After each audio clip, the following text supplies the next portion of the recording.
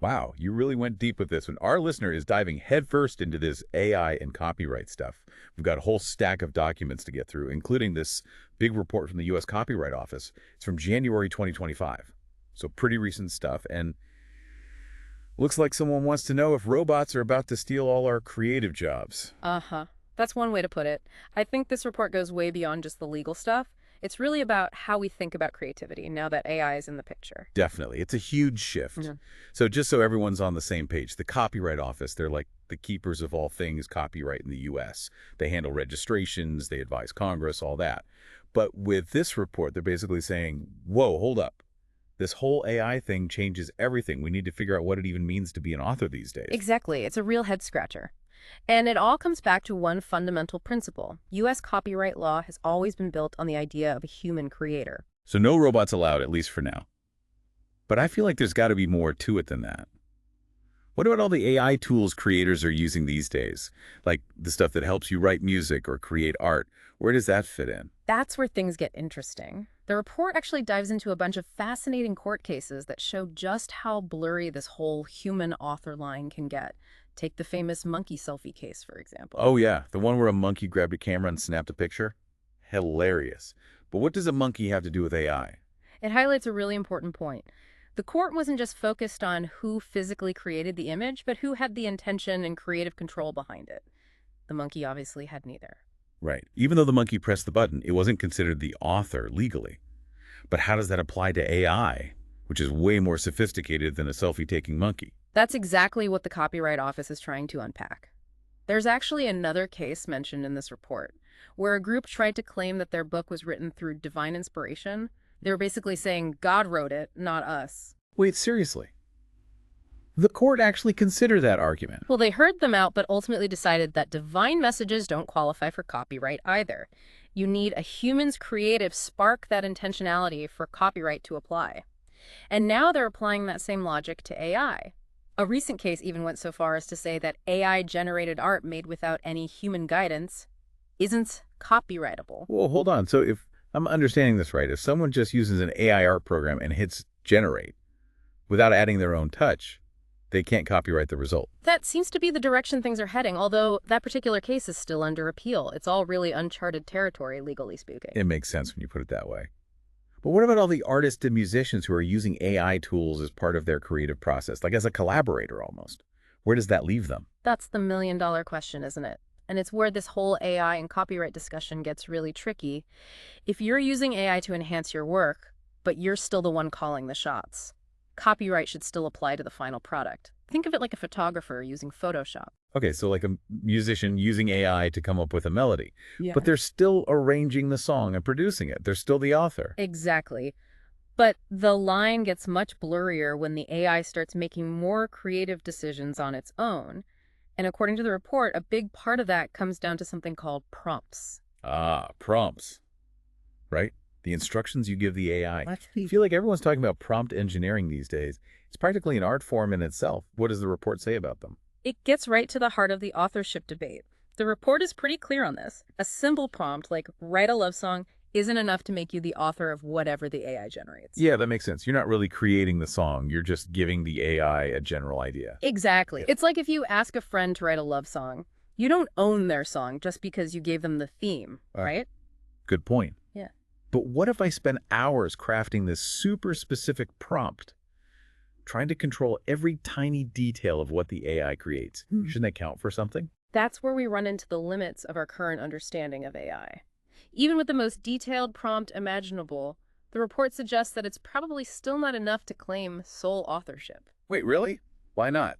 If I'm being that specific, it feels like I'm basically dictating the creative output. It all comes back to the fact that even AI experts don't fully grasp what goes on inside these algorithms. They call it a black box for a reason.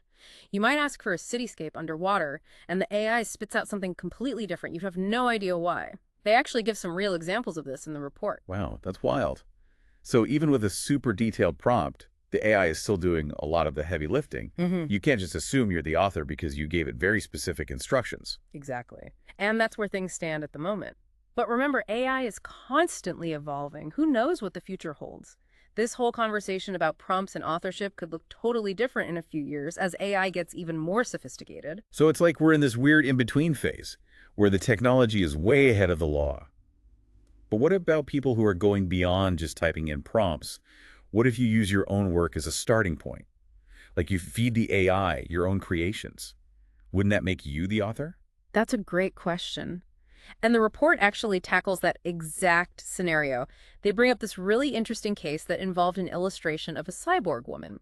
So this artist, they drew this picture by hand, a cyborg woman, and then they scanned it and fed it into an AI program. Like using it as a starting point. Exactly. And then they used the AI to kind of transform it and manipulate the original drawing. Oh, that's so cool. It's Yeah. almost like they were collaborating with the AI. Mm. So how did the court decide who owned the copyright for that final image?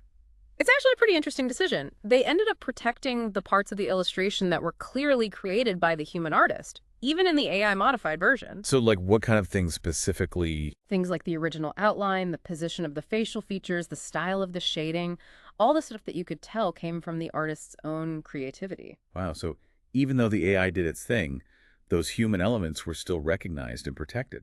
It's almost like the AI was creating a derivative work based on the artist's original input. That's a great way to think about it.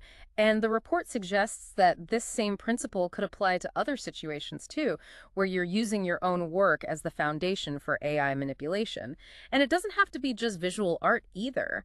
Imagine a musician feeding an AI program their own melody and then having it generate variations or accompaniments. That's amazing. It opens up so many possibilities. So it sounds like the key factor here is how much of your own creative work is actually present in the final product. Absolutely. And the report goes on to say that this also applies when you edit or arrange AI results. Like they use the example of Midjourney, that AI art platform, and how their tools let you kind of guide the AI step by step making choices along the way. Yeah, I've seen videos of people using Midjourney. It's like you're having a conversation with the AI, nudging it towards your vision with every click. It feels so much different than just typing in a prompt and crossing your fingers. Exactly. Yeah. You're curating, selecting, tweaking, often combining multiple AI outputs to create something truly unique. So the big takeaway here is that the more your own creativity shines through in that final product, the stronger your copyright claim is. It's not enough to just type a prompt and take whatever the AI spits out. You need to show that you're actively involved in shaping the creative process. Right. The report even suggests documenting your process, like keeping a record of your prompts, your choices, your edits, how you combined or modified different AI outputs. It's like building a paper trail to prove your creative input. That's smart. That way, if anyone ever questions your authorship, you can show them exactly how much of you is in that final creation. So we've been talking a lot about the US perspective here, but what about the rest of the world? AI is a global thing. Is everyone else just as confused about AI copyright as we are? It's safe to say that this is a global head-scratcher. The report actually looks at how different countries are approaching this issue, and there's definitely no international consensus at the moment. So it's like the Wild West out there. Pretty much. Some countries like Korea and Japan are taking a wait-and-see approach. They're basically sticking with their existing copyright laws and hoping they're flexible enough to cover AI. I'm guessing other countries are being a little more proactive. Oh, definitely. The report mentions a really interesting court case in China that involved an image created with Stable Diffusion, another AI art platform. Oh, China. They're usually ahead of the curve when it comes to tech. What happened in that case? Well, the court actually ruled that the person who used the AI was the author of the image, even though the AI did the actual generating. We really? How do they justify that? Their reasoning was that the user had inputted over 150 prompts, carefully refining their instructions, and then they also extensively edited the image afterwards. Wow. So China is saying that intensive prompting plus editing can equal authorship. That's a pretty big deal. What does that mean for artists in China who are using AI? It suggests that they might be moving towards recognizing a greater degree of human control over AI as a basis for copyright. But it's still early days, and there's no guarantee that this case will set a precedent. So still lots of questions and not a lot of answers in China.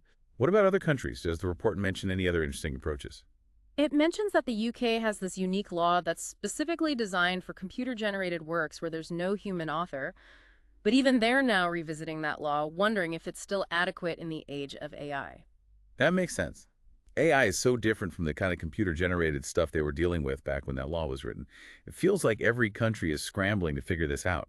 What a headache for international creators. Mm. Imagine you create something amazing using AI, but then your copyright disappears the moment you cross a border. That's the challenge with a global technology like AI. It really highlights the need for some kind of international agreement on AI copyright, maybe even new laws or treaties.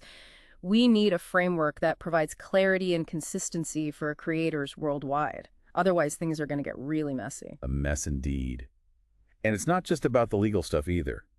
There are huge ethical questions here too, like if AI starts creating art, music, literature, what happens to human creativity? Does it become devalued? Do we risk losing something essential about what it means to be human? Those are some really profound questions. And honestly, this report is just the tip of the iceberg. Well, you've definitely given us and our listener a lot to think about. It sounds like this conversation is far from over. It really does feel like we're standing on the edge of like a whole new era of creativity, right? AI is shaking things up and nobody knows what the rules are anymore. Yeah, it's a wild time to be a creator. And this report from the Copyright Office, they actually asked some pretty big questions about whether the law itself needs to change. Like, do we need to come up with totally new rights specifically for AI-generated stuff? Whoa, now that's a good question. I mean, on the one hand, if we think of AI as just a tool, maybe it doesn't need any special legal treatment. But then again, AI is already creating things that humans might never have imagined on their own. Totally new and different stuff. Right. That's the crux of the whole debate. And the report lays out both sides of the argument. Some experts think that protecting AI-created works would actually lead to even more innovation. How so? Well, the thinking is that if people knew they could actually own and profit from what their AIs create, they'd be way more likely to invest time and resources into developing them. Push the boundaries of what's possible. That makes sense. It's like if you knew you could build a hit song machine, you probably put a lot of effort into building it. Exactly. But then there's the other side of the coin. Some people are worried that protecting AI-generated works could actually stifle human creativity. How do you mean? Well, imagine AI is just pumping out mountains of content, art, music, writing, everything, and it's all protected by copyright. Would Yeah. human artists even bother creating anymore? That's a little scary. Yeah. Honestly, I like the idea of AI helping us create cool stuff, but not if it means humans just stop creating altogether. Yeah, it's a tough question. And the report doesn't really offer a clear answer. They basically leave it up to Congress and the courts to figure out. But reading between the lines, it seems like the U.S. is leaning towards keeping that human authorship requirement. For now, at least. Okay, so what does all this mean for our listener who's been digging through all these documents? What's the bottom line here? I think the biggest takeaway is that you need to be really careful about how you're using AI. If you want to be sure that your work is protected by copyright, you need to make sure that your own creativity is shining through in everything you create. Exactly. And the report makes this really clear. The more you contribute to the creative process, the better protected you are. So document everything. Keep a record of your prompts, your edits, your choices. Everything you did to make that final product your own. Prove that you're the one in the driver's seat, not just along for the ride with the AI. It's like we were saying earlier. Build that paper trail. Show that you're the one making the creative decisions. Exactly. And that brings us to the really big question that we've been dancing around this whole time. The question that we want to leave you with, dear listener. Do you think the law needs to change? Does copyright need a complete makeover now that we're living in the age of AI? Or are the basic principles still solid enough to handle this new creative landscape? We've given you the facts, the legal precedents, the different global perspectives. Now it's your turn to decide what you think. Yeah, it's the real deep dive here, folks. We're not just talking about legal technicalities anymore. We're talking about the future of creativity itself. Who owns it? Who controls it? And what does it even mean to be a creator when machines are getting so good at making art? These are big questions, and there are no easy answers. Well, there you have it. You've officially completed this deep dive into the world of AI and copyright. And honestly, you're probably more informed about this stuff than most people on the planet. But this conversation is far from over. The future of creativity is literally being written right now. And we want you to be a part of it. So what are you thinking? What questions are still swirling around in your head? Let us know. Because your voice matters. Your ideas matter. The future of creativity depends on all of us working together to figure this out. That's right. So keep those questions coming, and until next time, keep diving deep.